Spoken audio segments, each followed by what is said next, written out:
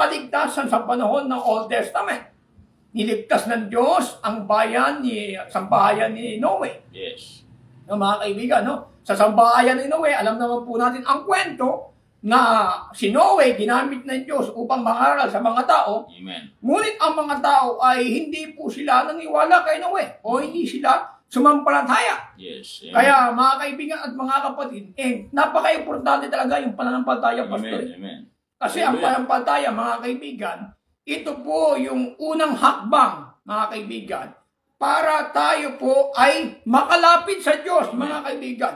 Sapagkat mahirap na kung lalapit tayo sa Diyos, pagka tayo po'y walang pananampalataya. Yes. Sapagkat hindi po natin mapapaluguran ang Diyos sa ating pera, sa ating kayamanan, sa ating kasikatan, hindi po natin mapapaluguran ang Diyos. Mapapaluguran po natin ang Diyos sa kung meron po tayong pananampalataya sa Kanya. Pakinggan niyo po.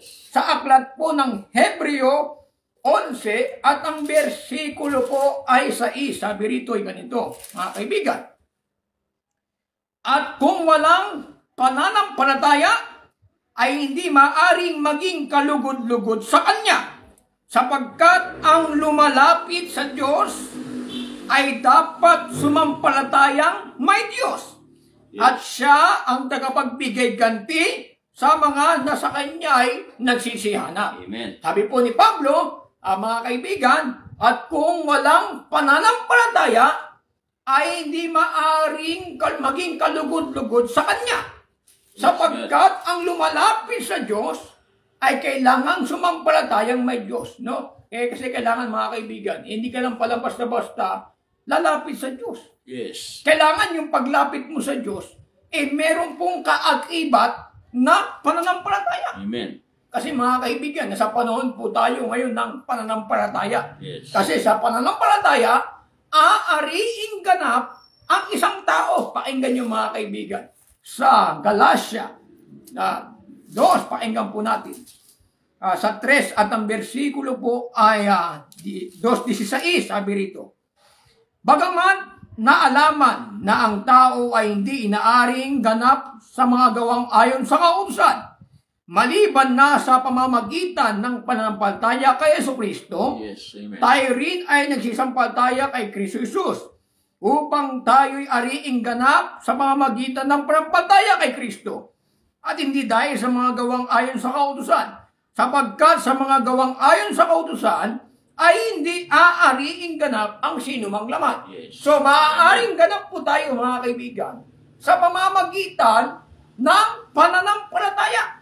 Kaya nga, sabi ni Kristo, mga kaibigan, ang sumasampalataya at mabautismuhan ay maliligtas. Yes. Kaya, Amen. mga kaibigan, kung lalapit po tayo sa Diyos, Amen. kailangan po natin sumampalataya po tayo na merong Diyos. Kasi yung pananampalataya, ito yung bagay na hindi nakikita, pero sumasampalataya ka, mga kaibigan at mga kapatid. Yes. Pero naniniwala ka.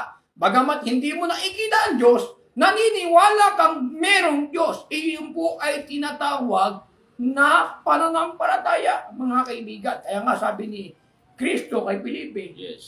dahil sa nakita mo ko, sumampalataya ka. Lalong mas mapalad yung hindi nakakita, ngunit sumampalataya. Yes. Sapagkat ang kahulugan po ng pananampalataya na kahit hindi mo nakita, ikaw po ay sumasampalataya na merong Diyos. Yan po ang pinakamalaga, Pastor. Amen. Number 1 na Hallelujah. hakbangin ng tao para siya ay magkamit ng kaligtasan, mga kaibigan.